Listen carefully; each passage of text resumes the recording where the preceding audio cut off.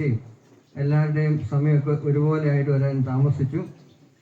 അങ്ങനെ യാദൃശ്ചികമായിട്ട് പിള്ളേർ ഇങ്ങോട്ട് ചോദിക്കാൻ തുടങ്ങി, എന്നാണ് കേരളത്തിൽ പോകുന്നത്. അതുകൊണ്ട് പരീക്ഷയ്ക്ക് മുമ്പ് പോകാമെന്ന് പറഞ്ഞു. പിന്നെ നോയമ്പ് ഇവർക്കറിയാം, ഇവിടെ വന്നു കഴിഞ്ഞാൽ നോയമ്പ് സമയത്ത് വന്നു കഴിഞ്ഞാൽ അവർക്ക് വേണ്ടി ഭക്ഷണങ്ങളൊക്കെ കിട്ടാൻ സ്ഥലം പ്രയാസമായിരിക്കും. അപ്പോൾ അതുകൊണ്ട് നോയമ്പ് കഴിഞ്ഞിട്ട് പോരാൻ തീരുമാനിച്ചു. അങ്ങനെ പെട്ടെന്ന് തീരുമാനം എടുത്തു വന്നു. അത് ആ സമയം ഇങ്ങനെ കുടുംബയോഗമായിട്ട് ചേർന്നു. അപ്പോൾ ഞാൻ രാവിലെ കുർബാന ഉണ്ടെങ്കിൽ കുർബാനയിൽ പങ്കെടുത്തതിന് ശേഷം 4 മണിക്ക് തിരിച്ചു പോകാമെന്നുള്ളതാണ് പ്ലാൻ ചെയ്തിരുന്നത്. എന്നാൽ കുഞ്ഞിപ്പാപ്പ എല്ലാവരും നിർബന്ധിച്ചു. അതുകൊണ്ട് പ്രോഗ്രാം സകലം ചേഞ്ച് ചെയ്ത് ഞാൻ ഓർത്ത് നമ്മൾ നേരത്തെ എല്ലാ വർഷവും മെയ് 1-ാം തീയതി രാവിലെ കുർബാന ഉണ്ടായിരുന്നു. അപ്പോൾ ആ കുർബാന ഉണ്ടെന്നുള്ള ഉദ്ദേശത്തിലായിരുന്നു. അപ്പോൾ എന്താണ് പിന്നീടാണ് മനസ്സിലായതില്ലെന്നുള്ളത്. അപ്പം അങ്ങനെ എന്നാൽ കുർബാന ഇല്ലയെന്ന് വിചാരിച്ചു. അങ്ങനെ ഞാൻ കാപ്പയൊന്നും അവിടെ നിന്ന് കൊണ്ടുപോകുന്നില്ല. പനയമ്പാലുണ്ടായിരുന്നെങ്കിലും ഇവിടുത്തെ കാപ്പയാണ് ഉപയോഗിച്ചത്. എത്രയും പേര് വന്നതിൽ ആദ്യം തന്നെ സന്തോഷം അറിയിക്കുന്നു. അത് കഴിഞ്ഞ് ഞങ്ങൾ 29-ാം തീയതി മിനിഞ്ഞാന്ന് രാത്രിയിലാണ് പനയമ്പാല് വന്നത്. അതിനുശേഷം ഇന്നലെ വലിയ പെരുമലയിലും വലിയ ഇരുമേൻ്റെ കബറിങ്കിലൊക്കെ പോയി. ഇന്ന് രാവിലെ കുർബാന കഴിഞ്ഞ ശേഷം കുമ്പളത്ത് പോയി.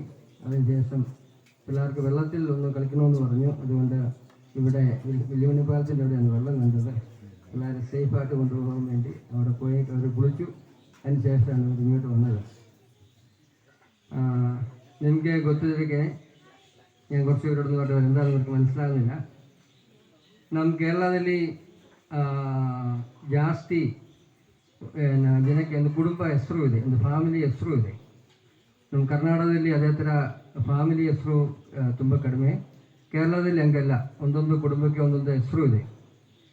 ನಮ್ಮದು ಇದೇ ಥರ ಕುಟುಂಬ. ಇದು 53ನೇ ಗೆಟ್ ಟುಗೆದರ್ ಸ್ಟಾರ್ಟ್ ಮಾಡಿದ್ದು ಒಂದು 53 ವರ್ಷ ಹಿಂದೆ. ನಮ್ಮದು ಕುಟುಂಬದ ಹೆಸರು ಕೊಡುವೈಲಿನ್ನು. ಅದರಲ್ಲಿ ತುಂಬ ಜನ ಇದೆ. ಫಸ್ಟೆಲ್ಲ ನಾವು ಇದೇ ಥರ ಮೀಟಿಂಗ್ ಮಾಡೋ ಟೈಮಲ್ಲೆಲ್ಲ ತುಂಬ ಜನ, 1,000 ಜನ ತನಕ ಬರ್ತಾರೆ. ಈಗ ನಮ್ಗೆ ಗೊತ್ತಿಲ್ಲ, ಕೇರಳದಲ್ಲಿ ಜಾಸ್ತಿ ಜನ ಇಲ್ಲ. ಚಿಕ್ಕ ಹುಡುಗರು ಯಂಗ್ಸ್ಟರ್ಸ್ ಎಲ್ಲ ಔಟ್ಸೈಡ್ ಹೋಗೋದಕ್ಕೇ ತುಂಬ ಜನ ಕಡಿಮೆ ಇದೆ. ಆ ಟೈಮಲ್ಲೆಲ್ಲ ಬೆಳಗ್ಗೆ 10 ಗಂಟೆಯಿಂದ 4 ಗಂಟೆ ತನಕ ಮಧ್ಯಾಹ್ನ ತನಕ ಕಲ್ಚರಲ್ ಪ್ರೋಗ್ರಾಮು, ಮಧ್ಯಾಹ್ನ ಊಟ ಆದಮೇಲೆ ಬಿಸ್ನೆಸ್ ಮೀಟಿಂಗ್ ಎಲ್ಲ ಮಾಡಿ ಒಂದು ಫುಲ್ ಡೇ ನಾವು ಸ್ಪೆಂಡ್ ಮಾಡಿದ್ದು. ಅದರಲ್ಲಿ ಈಗ ಸ್ಟಾರ್ಟ್ ಮಾಡೋದನ್ನು ಗೊತ್ತಲ್ಲ, ಫಸ್ಟು ಈ ಅಪಸ ಹೇಳೋದೇನು ಗೊತ್ತಾ, ನಮ್ಮಲ್ಲಿ 1 ವರ್ಷ ಹಿಂದೆ 4 ಜನ ಸತ್ತೋಗಿದ್ರು. ಅವ್ರ ಬಗ್ಗೆನೇ ಮಾತಾಡಿ ಅವ್ರಿಗೋಸ್ಕರ ಪ್ರೇಯರ್ ಮಾಡಿ ಆದಮೇಲೆ ಮಾತ್ರ ನಾವು ಶುರುವಾಗಿದ್ದು. ಆಮೇಲೆ ಇನ್ನೊಂದು ಆಳೇನು ಹೇಳ್ತಾರೆ ಗೊತ್ತಾ, ಪ್ರತಿಯೊಂದು ನಮ್ಮದು ಫ್ಯಾಮಿಲಿ ಮೆಂಬರ್ಸ್ ಬಗ್ಗೆನೇ ಇಂಟ್ರೊಡ್ಯೂಸ್ ಮಾಡ್ತಾರೆ ಹಿಂದಿನ ಕಾಲ. ಈಗ ಅದು ಇದೆಯೋ ಇಲ್ಲೋ ನಮ್ಗೆ ಗೊತ್ತಿಲ್ಲ. ಯಾಕಂದರೆ ಎಲ್ಲರೂ ಪರಿಚಯ ಮಾಡೋಕ್ಕೆ, ಅಂದರೆ ಒಂದೊಂದು ಕಡೆ ಇರ್ತಾರಲ್ಲ ಎಲ್ಲರೂ, ಅವ್ರೊಟ್ಟಿಗೆ ಬಂದಮೇಲೆ ಯಾರು ಮದುವೆ ಆಗಿ ಬಂದದ್ದು ಎಲ್ಲ ಗೊತ್ತಾಗೋದಕ್ಕೆ. ಅದೇ ಇದೇ ಥರ 53ನೇ ಮೀಟಿಂಗ್ ಇವತ್ತು. ಅದು ಸಂಜೆ ರಾತ್ರಿ ತನಕ ಒಂದು 8, 8, 9 ಗಂಟೆ ತನಕ ಇರ್ತಾರೆ. ಜಾಸ್ತಿ ಏನೂ ಇಲ್ಲ, ಪ್ರೋಗ್ರಾಮ್ಸ್ ಏನಿಲ್ಲ, ಹಾಡಾಡ್ತಾರೆ, ಡ್ಯಾನ್ಸ್ ಮಾಡ್ತಾರೆ, ಇದೇ ಥರ ಒಂದು ಚಿಕ್ಕ ಭಾಷಣ ಮಾಡ್ತಾರೆ ಅಷ್ಟೇ, ಜಾಸ್ತಿ ಏನಿಲ್ಲ. ಅದು ನಮಗೆ ಕರ್ನಾಟಕದಲ್ಲಿ ಇಲ್ಲ, ಅದಕ್ಕೆ ನಿಮ್ಮ ಹತ್ರ ನಿಮಗೊಂದು ಗೊತ್ತಾಗೋದಕ್ಕೆ ಮಾತ್ರ.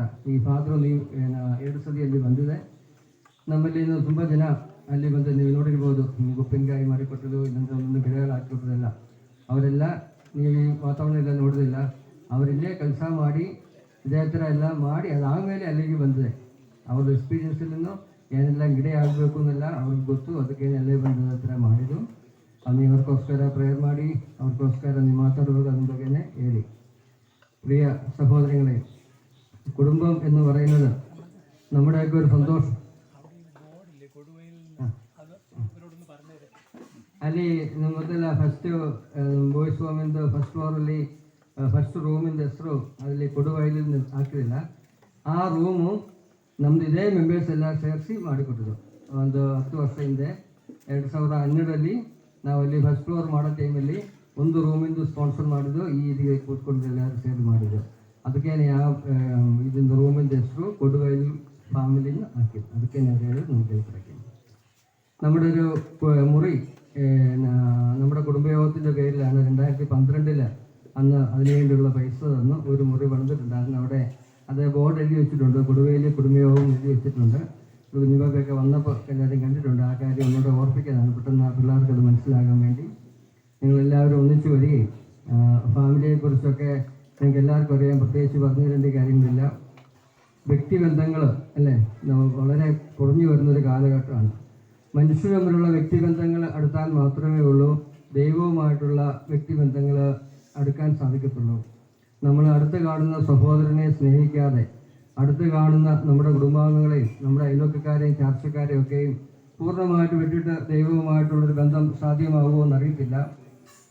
അതുകൊണ്ട് നമ്മുടെ ജീവിതകാലത്തിൽ പ്രത്യേകിച്ച് പ്രായമായവരെ ചെന്ന് കാണുന്ന കാര്യങ്ങളാണെങ്കിലും അല്ലെങ്കിൽ ഒന്നിച്ചു കൂടുന്ന കാര്യങ്ങളാണെങ്കിലും നമ്മുടെ പ്രസിഡന്റ് പറഞ്ഞതുപോലെ എല്ലാ കുടുംബയോഗത്തിലും കഴിയുന്നത്ര ആളുകൾ പോകണം. പ്രത്യേകിച്ച് ചെറുപ്പക്കാരെ അതിലേക്ക് കൊണ്ടുവരാൻ വേണ്ടി പ്രായമുള്ളവർ പ്രത്യേകം താല്പര്യം കാണിക്കണം. ആ വ്യക്തിബന്ധങ്ങൾ ഇപ്പോഴാണെങ്കിലും ഞാൻ അവരോട് പറഞ്ഞ സംഗതി, ആദ്യത്തെ കുടുംബയോഗത്തിലൊക്കെ വരുന്ന സന്ദർഭത്തിൽ എൻ്റെ ഓർമ്മ വെച്ച കാലം മുതൽ ഉണ്ണിസാറായിരുന്നു ആദ്യം കുടുംബത്തിൻ്റെ ചരിത്രത്തെ രക്ഷിച്ചു. ഇപ്പം പറയുന്നുണ്ടെന്ന് എനിക്കറിയത്തില്ല, പറയുമായിരുന്നു. അതിപ്പോഴും ഇങ്ങനെ എപ്പോഴും ഇങ്ങനെ ഓർമ്മ വരും. അപ്പോൾ നമുക്ക് പുതിയ ആൾക്കാർ വരുന്നവരെക്കുറിച്ചും എങ്ങനെയാണ് നമ്മുടെ ചരിത്രത്തെക്കുറിച്ച് ഇപ്പം അതിനുള്ള സമയങ്ങളൊക്കെ കുറഞ്ഞുകൊണ്ടായിരിക്കും നമുക്ക് അത്രയും പോകുന്നില്ല. അതൊക്കെ ഇപ്പോഴും നമ്മൾ ഓർമ്മ. അതുകൊണ്ടാണ് കുടുംബയോഗത്തിനെന്ന് പറയുന്നത് നമുക്കൊരു വൈകാരിക ബന്ധമാണ്. അത് ഉണ്ടാക്കിയെടുക്കണമെന്നുണ്ടെങ്കിൽ നമ്മൾ പ്രായമുള്ളവർ പിള്ളേരെയും കൊച്ചു കുഞ്ഞുങ്ങളെയൊക്കെ നമ്മൾ അതിൽ കൊണ്ടുവരികയും ഇതിനകത്തെ കാര്യങ്ങൾക്കകത്തൊക്കെ മാക്സിമം പാർട്ടിസിപ്പേറ്റ് ചെയ്യണം. ഒരു സജസ്റ്റോട് നമ്മളിപ്പോൾ കൂടുതൽ സന്ദർഭത്തിൽ നമുക്കൊരു ഓൺലൈൻ ഫെസിലിറ്റിയും കൂടെ ഉണ്ടാക്കുകയാണെങ്കിൽ നമ്മുടെ പുറത്തുള്ള ആളുകൾ അതിനകത്ത് കൂടുതലായിട്ട് പങ്കെടുക്കുവാനായിട്ട് സാധിക്കും. ഇപ്പം തന്നെ നമുക്കൊരു വാട്സാപ്പ് ഗ്രൂപ്പുണ്ട്, അതിനകത്ത് മിക്കവാറും കാര്യങ്ങളൊക്കെ അപ്ഡേറ്റ് ചെയ്യുന്നുണ്ട്. അപ്പോൾ അതുകൊണ്ട് എല്ലാവരും റിപ്ലൈ ചെയ്യുന്നില്ലെങ്കിലും എല്ലാവരും എന്തെങ്കിലുമൊക്കെ എല്ലാവരും ഇത് കാണുന്നുണ്ട്. അപ്പോൾ അതുകൊണ്ട് അവർക്ക് കുറച്ചും കൂടെ ഫാമിലി ആയിട്ടുള്ള ഒരു അടുപ്പം തോന്നും. അതുകൊണ്ട് അടുത്ത പ്രാവശ്യമൊക്കെ നമുക്ക് പറ്റുമെന്നുണ്ടെങ്കിൽ ഒരു മൊബൈൽ മതി. മൊബൈലിനകത്ത് അല്ലെങ്കിൽ ജോയിസൊക്കെ ഉണ്ടല്ലോ, പറഞ്ഞു കഴിഞ്ഞാൽ നമുക്കൊരു ഓൺലൈൻ ഫെസിലിറ്റി വെച്ച് കഴിഞ്ഞാൽ എപ്പോഴെങ്കിലും എല്ലായിടത്തും സമയവ്യത്യാസമുണ്ട്. ലോകത്തെ പല രാജ്യങ്ങളും നമ്മുടെ ആൾക്കാരുണ്ട്, സമയവ്യത്യാസമുണ്ട്. എന്നാൽ പോലും അവർക്ക് ജസ്റ്റ് അതിനകത്തൊന്ന് കാണുകയും പരിചയമുള്ളവരുടെ മുഖങ്ങളൊക്കെ ഒന്ന് പുതുക്കാനും കുറച്ചുകൂടെ ഒരു ബന്ധം നടത്തുവാനും സാധിക്കും. പ്രത്യേകമായിട്ടുള്ള എല്ലാ പ്രാർത്ഥനകളും എല്ലാ ആശംസകളും നേരുന്നു. ബഹുമാനപ്പെട്ട അച്ഛൻ്റെ സാന്നിധ്യം പ്രത്യേകിച്ച് ഇത്രയും ആളുകൾ വന്നതിൽ വളരെയധികം സന്തോഷമുണ്ട്. ഒരിക്കൽ കൂടി പ്രത്യേകം നന്ദി രേഖപ്പെടുത്തിക്കൊണ്ട് എൻ്റെ വാക്കുകൾ ശ്രമിക്കുന്നു. ഏറ്റവും ബഹുമാനപ്പെട്ട പ്രഭാചൻ, കുടുംബയോഗത്തിൻ്റെ പ്രസിഡന്റ്, നമ്മുടെ മഹാകുടുംബയോഗത്തിൻ്റെ പ്രസിഡന്റ്, എൻ്റെ ഗുരുനാഥൻ തിരുപ്രസാദ് ഉൾപ്പെടെ ഉള്ള പ്രിയമുള്ള ഏവരും,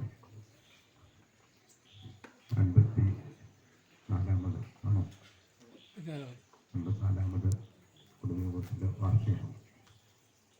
ഈ വാർഷികത്തിലെ കുറേ വിശിഷ്ട അതിഥികൾ നമുക്കുണ്ട്. അവരെ സന്തോഷത്തോടെ സ്വാഗതം ചെയ്യട്ടെ. ഇപ്പോൾ ഈ കുഞ്ഞുങ്ങൾ 25 പേര് കർണാടകത്തിൽ നിന്ന് വന്നപ്പോഴാണ് ഒരുപക്ഷെ പലരും പ്രഭാചൻ്റെ പ്രവർത്തനത്തെക്കുറിച്ച് കൃത്യമായി മനസ്സിലാക്കുന്നത്. കുറച്ച് വർഷങ്ങൾക്ക് മുൻപ് ദയാഭവനിൽ പോകാനും ഒരു ദിവസം താമസിക്കുവാനും എനിക്ക് സാധിച്ചു. അപ്പോൾ അവിടുത്തെ പ്രവർത്തനങ്ങളെക്കുറിച്ച് എനിക്ക് നേരിൽ മനസ്സിലായി. അതുപോലെ തന്നെ കുടുംബയോഗത്തിൻ്റെ വഴികയായിട്ട് അവിടെ പല പ്രാവശ്യം പോയി കാണുകയും അവിടെ ചില പ്രവർത്തനങ്ങൾ ചെയ്യുകയും ചെയ്തതായിട്ടൊക്കെ മനസ്സിലാക്കുന്നുണ്ട്. നമുക്ക് എപ്പോഴും വളരെ അഭിമാനകരമായ ഒന്നാണ് പ്രഭാചൻ്റെ പ്രവർത്തനങ്ങൾ. കേരളത്തിലെ ഇതുപോലെയുള്ള പ്രവർത്തനങ്ങളൊക്കെ ഒന്നൊന്നായി ഇല്ലാതെയായിക്കൊണ്ടിരിക്കുകയാണ്. ഇതുപോലെയുള്ള ഈ ബാലഭവനികളും ഇതുപോലെയുള്ള ജീവകാരുണ്യ പ്രവർത്തനങ്ങളെല്ലാം ഗവൺമെൻറ്റിൻ്റെ പ്രവർത്തനങ്ങൾ കൊണ്ടും ചില നിബന്ധനകൾ കൊണ്ടും ഒക്കെ എല്ലാം അവസാനിപ്പിച്ചുകൊണ്ടിരിക്കുകയാണ്. പ്രത്യേകിച്ച് ഇങ്ങനെയുള്ള പ്രവർത്തനങ്ങളെല്ലാം ക്രൈസ്തവ സഭാ സമൂഹങ്ങളുടെ വകയാണ്. കുറച്ചേ ഉള്ളൂ ഈ മറ്റ് മതസ്ഥർക്കുള്ളൂ. അപ്പോൾ ഈ ക്രൈസ്തവ മത സഭാ വിഭാഗങ്ങളുടെ ഇങ്ങനെയുള്ള പ്രവർത്തനങ്ങളെയൊക്കെ ഇല്ലായ്മ ചെയ്യാനുള്ള നിയമങ്ങളും അതിനുള്ള ക്രമീകരണങ്ങളും അതിനുള്ള എന്തൊക്കെ ചെയ്യാൻ പറ്റും അതൊക്കെ സർക്കാർ തലത്തിൽ ചെയ്ത് അവസാനിപ്പിക്കുന്ന ഒരു കാലഘട്ടമാണ്. കർണാടകത്തിൽ ഇങ്ങനെ ഈ കാര്യത്തെ പ്രോത്സാഹിപ്പിക്കുന്നു എന്നാണ് ഞാൻ മനസ്സിലാക്കുന്നത്. അതുകൊണ്ടാണല്ലോ ഇതൊക്കെ നടക്കുന്നത്. അല്ലെങ്കിൽ അവിടെ ചില നിയമങ്ങളും നിബന്ധനകളും ഒക്കെ കൊണ്ടുവന്ന് ഇതിനൊക്കെ ഇല്ലായ്മ ചെയ്യാമായിരുന്നു. പക്ഷേ എനിക്ക് മനസ്സിലാക്കുന്നത് കർണാടകത്തിൽ അങ്ങനെയല്ല. പ്രഭാചൻ്റെ പ്രവർത്തനങ്ങൾ അവിടുത്തെ ഗവൺമെൻറ്റും അവിടുത്തെ ഭരണാധികാരികളും അംഗീകരിക്കുന്നുണ്ട്. വളരെ അഭിമാനകരമാണ്. നമുക്ക് ഇപ്രകാരം ഒരു പ്രഭാചൻ്റെ നേതൃത്വത്തിൽ അവിടെ ഒരു ജീവകാരുണ്യ പ്രവർത്തനം നന്നായി നടത്തും. ഈ കുഞ്ഞുങ്ങളൊക്കെ ഇവരൊക്കെ നല്ല എഡ്യൂക്കേഷനുള്ള കുട്ടികൾ പഠിക്കുന്നവരാണെന്നാണ് ഞാൻ മനസ്സിലാക്കുന്നത്. ഒരിക്കലും ഏതോ ഒരിടത്ത് ഞാൻ വായിച്ചു MBBS പഠിക്കുന്ന കുട്ടി ഉണ്ടായിരുന്നു. ഇപ്പോഴുണ്ടോ? ഡോക്ടറായിരുന്നു. അവിടെ ഇവർ കൊണ്ടുവരുന്ന ഒരു വിദ്യാർത്ഥി ഡോക്ടറായി. പിന്നെ എഞ്ചിനീയറിംഗ് പഠിക്കുന്ന വിദ്യാർത്ഥി ഉണ്ടെന്ന് ഞാൻ ഒരിക്കൽ എവിടെയോ വായിച്ചു, ഇവരുടെ ഈ ദയാഭവനിൻ്റെ. അതുപോലെ വിവിധ മേഖലയിൽ നമ്മുടെ ഈ കുഞ്ഞുങ്ങളിനേക്കാൾ ഉയർന്ന നിലയിൽ എത്തിച്ചേരുന്ന കുഞ്ഞുങ്ങൾ അവരുടെ ഇടയിൽ നിന്നുണ്ടാകും. ഇനി കൂടുതൽ ഉത്തരോത്തരം ഈ സ്ഥാപനം ദയാഭവൻ അനുഗ്രഹപ്രദമായി അത് നടക്കട്ടെ എന്ന് ഞങ്ങളുടെ ആശംസകൾ, പ്രാർത്ഥനകൾ, ഞങ്ങളുടെ സപ്പോർട്ട്. എർബാറ്റിൻ്റെ സാന്നിധ്യം ഒത്തിരി സന്തോഷം നൽകുന്നു. കാരണം കുറേ വർഷങ്ങളായി എർബാറ്റിന് എപ്പോഴും നമ്മളോട് അറിയിക്കും മെയ് 1-ാം തീയതി വാർഷികത്തിന് ഇവിടെ വരുമെന്ന്. പക്ഷെ സമയമാകുമ്പോൾ അവിടെ എന്തെങ്കിലും അത്യാവശ്യമായ ചില മീറ്റിങ്ങുകളൊക്കെ വരാൻ പറ്റാതെ വരും. അങ്ങനെ പലപ്പോഴും വരാൻ പറ്റാതെ വന്നെങ്കിൽ ഈ വർഷം ഇപ്രകാരം ഈ കുഞ്ഞുങ്ങളെ കൊണ്ട് ഇവിടെ വരികയും ഈ വാർഷികത്തിൽ പങ്കെടുപ്പിക്കുകയും ഈ കേരളത്തിലെ ഇവിടുത്തെ പശ്ചാത്തലത്തെക്കുറിച്ചും ഇവിടുത്തെ രീതികളെക്കുറിച്ചും നമ്മുടെ വെല്ലുമണ്ണിൽ പാലവും അവിടുത്തെ തോടും അവിടുത്തെ കുളിയും അവിടുത്തെ വെള്ളവും ഒക്കെ അവർ കണ്ടു. ഞാൻ ഇങ്ങോട്ട് പോന്നപ്പോഴാണ് ഈ കുഞ്ഞുങ്ങൾ അവിടെ നിന്ന് ഫോട്ടോ എടുക്കുന്നത് കണ്ടു, പാലത്തിൽ നിന്ന്. അപ്പോൾ എനിക്ക് മനസ്സിലായി ഇങ്ങോട്ടേക്ക് വരുന്നതാണ്. എനിക്ക് ഒരു വലിയ സംശയം തോന്നുന്നു. എല്ലാ വർഷവും മെയ് 1-ാം തീയതി നമ്മുടെ ഏറ്റവും വലിയ പ്രശ്നം നമ്മൾ അഭിമുഖീകരിക്കുന്നത് നമ്മുടെ ചൂടും നമുക്ക് വെള്ളമില്ലായ്മയാണ്. നമ്മുടെ തോടൊക്കെ മെയ് 1-ാം തീയതി ഇത്രയും കാലങ്ങളായിട്ട് വറ്റി വരണ്ടേ നമ്മൾ കണ്ടിട്ടുള്ളൂ. ഈ നിഷ്കളങ്കരായ കുഞ്ഞുങ്ങൾ ഈ നാട്ടിലേക്ക് വരുന്നതുകൊണ്ടായിരിക്കാം വെല്ലുമണ്ണി തോട്ടിൽ ഈ വർഷം വെള്ളം ഉണ്ടായത്. ഞാൻ പറയുന്നത് അംഗീകരിക്കാൻ തയ്യാറാണോ നിങ്ങൾ? കുഞ്ഞുകുട്ടിച്ചായ ശരിയാണോ? ഇത്രയും വർഷങ്ങൾ, എത്ര വയസ്സായി? 84. കുഞ്ഞുകുട്ടിച്ചായൻ്റെ പ്രായം കേട്ടോ, എൻ്റെ അല്ല. 84 വയസ്സായിട്ട് കുഞ്ഞുകുട്ടിച്ചായ ഇത്രയും വർഷങ്ങൾ കണ്ടിട്ട് വെല്ലുവിളിൽ പാലത്തിൽ വെള്ളം ഒഴുകിയത് ഈ വർഷമാണ് ആദ്യം കാണുന്നത്. അപ്പോൾ ഈ കുഞ്ഞുങ്ങൾക്കൊന്നും ഇവിടെ നമ്മുടെ ഈ നാട്ടിലും ഇവിടുത്തെ കാലാവസ്ഥയും ഇവിടുത്തെ തോടും ഇവിടുത്തെ കുളിക്കാനും ഇതൊക്കെ കണ്ടിട്ട് നമുക്ക് വലിയ താല്പര്യം തോന്നുന്നില്ല. പക്ഷേ ഈ കുഞ്ഞുങ്ങൾ അത് ഒത്തിരി സന്തോഷിക്കുന്നു. ദൈവം നിങ്ങളെ അനുഗ്രഹിക്കട്ടെ. അടുത്ത വർഷവും ആരോ അബുദാബിയിൽ നിന്നൊക്കെ പൈസ കൊടുത്തിട്ടാണ് അൽപ്പാച്ച് പറഞ്ഞത്. അപ്പം അടുത്ത വർഷവും പ്രോഗ്രാം അറേഞ്ച് ചെയ്യുമ്പോൾ മെയ് 1-ാം തീയതി ഈ കുഞ്ഞുങ്ങൾ വരത്തക്കവണ്ണം പ്രോഗ്രാം നേരത്തെ അങ്ങ് അറേഞ്ച് ചെയ്തോളൂ. അപ്പോൾ അത് നമുക്ക് ഒത്തിരി ഒരു ദിവസത്തെ സന്ധ്യാസഭയം ഈ 1-ാമത് സത്യം പറഞ്ഞാൽ ഞാൻ എല്ലാ വർഷവും പറയുന്ന കാര്യമാണ്. നമ്മുടെ സുറിയാനി ക്രിസ്ത്യാനികളുടെ എണ്ണം ഓരോ വർഷവും കുറഞ്ഞുകൊണ്ടിരിക്കുന്നു.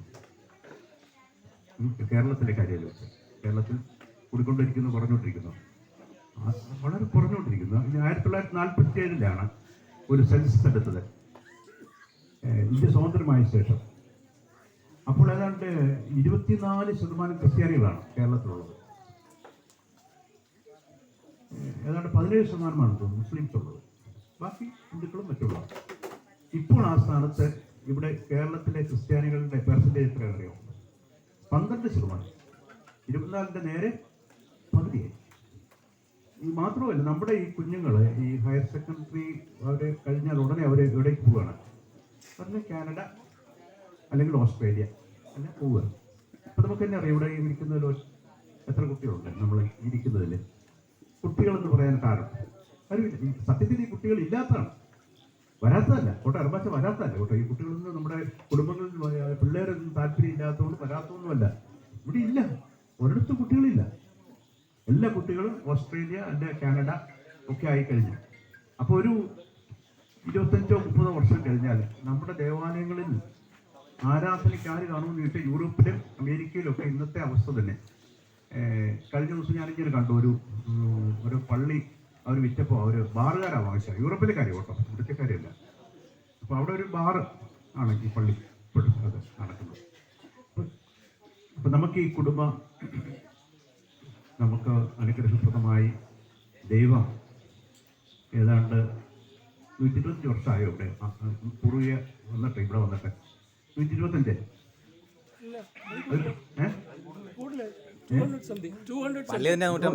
200 വർഷത്തിന് മുൻപാണ് ഇവിടെ ആദ്യമായിട്ട് ഒരു പൂർവികൻ വരികയും അദ്ദേഹം താമസിക്കുകയും അദ്ദേഹത്തിൻ്റെ സന്തതി പരമ്പരയിൽപ്പെട്ടവരാണ് നമ്മളെല്ലാവരും. 200 വർഷം മുൻപ് ഇവിടെ വന്ന ഒരു അദ്ദേഹത്തിൻ്റെ പേര് ഉതുപ്പെന്നായിരുന്നോ?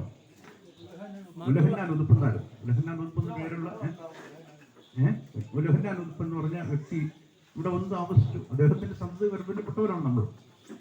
ദൈവത്തിന്റെ വലിയ കരുണ കൊണ്ട് ഈ കഴിഞ്ഞ 2 നൂറ്റാണ്ട് വളരെ അനുഗ്രഹപ്രദമായി ദൈവം നമ്മെ പരിപാലിച്ചു. നമുക്ക് ദൈവത്തിന്റെ കൃപയെ നന്ദിയോട് ഓർക്കാം. ദൈവത്തിന്റെ കൃപ കൊണ്ട്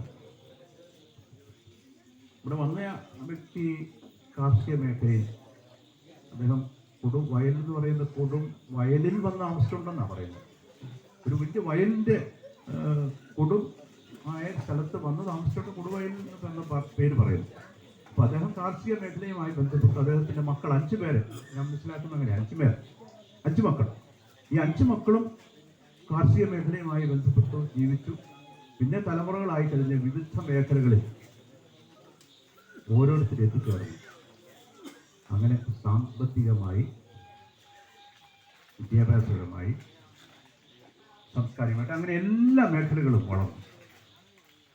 ദൈവത്തിൻ്റെ വലിയ കാരണം. കുറച്ച് പേർക്കൊക്കെ ചില സാമ്പത്തിക പ്രയാസങ്ങൾ ഉണ്ടായിക്കാണുമായിരിക്കും, ഈ ഇടക്കാലങ്ങളിൽ ഉണ്ടായിക്കാണുമായിരിക്കും. ഇപ്പം ഞാൻ മനസ്സിലാക്കുന്നിടത്ത് നമ്മുടെ കുടുംബാംഗങ്ങളെല്ലാം വളരെ നല്ല ഉയർന്ന സാമ്പത്തിക നിലയിൽ എത്തിക്കഴിഞ്ഞിട്ടുണ്ട്.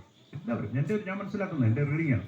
വ്യത്യസ്ത ഇപ്പം ഒരു വീട് വെച്ച് കൊടുത്ത കാര്യമൊക്കെ പറയുന്നത് നമ്മുടെ കുടുംബത്തിൽപ്പെട്ട ആൾക്കല്ല കൊടുത്തത്, മറ്റൊരാൾക്ക് കൊടുത്തു. അപ്പം നമ്മളങ്ങനെ വളരെ അത്ഭുതകരമായി ഈ 2 നൂറ്റാണ്ട് കൊണ്ട് നമ്മെ വളരെ വളരെ വളരെ വളരെ വളർത്തി. ഇപ്പം ഞാൻ അക്കാമിയാൻജിയുടെ ഒക്കെ പ്രോഗ്രാം ഞാൻ യോനാപ്രവാചകന്റെ 2-ാം അധ്യായം കഴിഞ്ഞപ്പോഴാണ് ഇവിടെ വന്നത്. എനിക്ക് വളരെ സന്തോഷം തോന്നി കേട്ടോ. ഇത്രയൊക്കെ താലന്ത് ദൈവം ഈ അക്കാമിയാൻജിക്ക് മാത്രമല്ല കേട്ടോ, ഇതൊക്കെ ഉണ്ട്, എല്ലാവർക്കും ഉള്ളതാണ്. അപ്പം ദൈവം നൽകിയ ഈ താലന്തുകൾ ഇത്രയും അനുഗ്രഹപ്രദമായി നമ്മൾ കൂടുതൽ കൂടുതൽ വർദ്ധിപ്പിക്കുവാനും ദൈവാശ്രയത്തോടെ ജീവിക്കുവാനും ദൈവയുടെ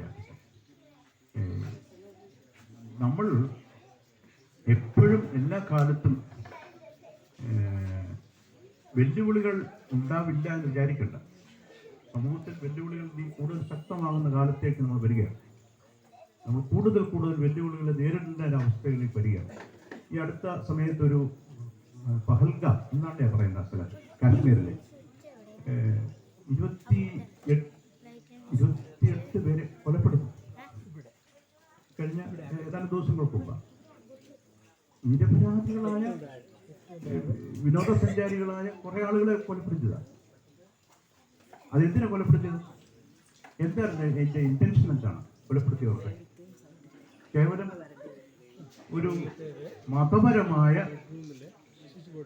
ഒരു അവരുടെ ഒരു വിപ്ലവകരമായ ചിന്ത കൊണ്ടാണ്. അല്ല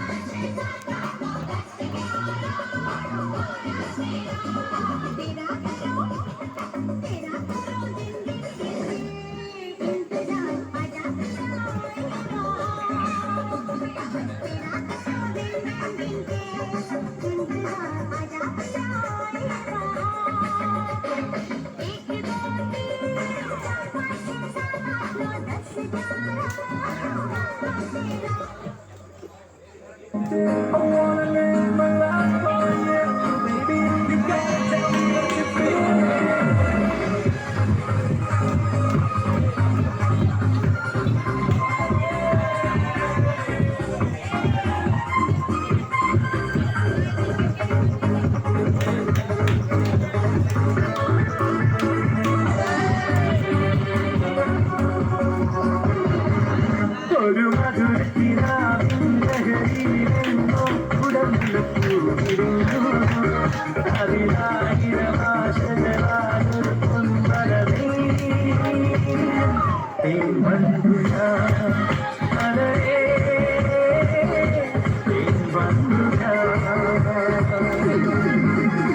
മധുരത്തിനാവിൻ ലഹരിയിലെങ്ങോ